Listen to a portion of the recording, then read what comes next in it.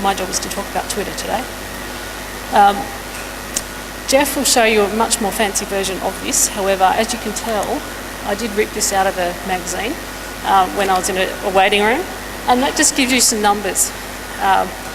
Sometimes when you talk about Twitter and Facebook, it all gets a bit overwhelming, and you've got no idea of what's going on or the potential that you as organisations and your clubs or the Equestrian Federation can tap into. But just to give you an idea of what's going on, the numbers are just quite humongous.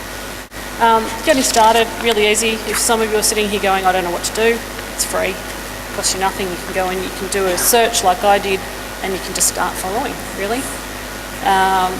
We follow all of the international bodies, so England, Ireland, France. We follow the IRB, so International Rugby. We follow journalists. I follow all of the players, and we use it to promote everything that we could think of, really.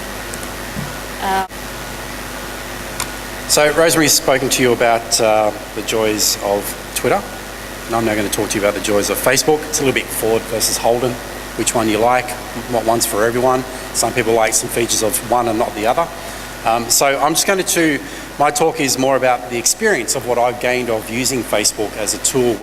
So what do you think of when you hear social media? I know a lot of people that I talk to actually get pretty scared about it because they're not really sure of what it really is and how big it could be or how small it can be. Pretty much in a nutshell, to me, social media is what you want it to be for your business or your organisation or just you as an individual person. Okay, so what is social media? Very much social media is a new way to have a conversation, which seems a little bit stupid because humans are meant to be interactive, but I've found the use of social media tools, even with your mobile phone, you tend to use these tools to communicate to people. It's sort of taking the traditional way of communication away. I know even now these days my mum will send me a text message just to see how I am before actually picking up the phone and ringing.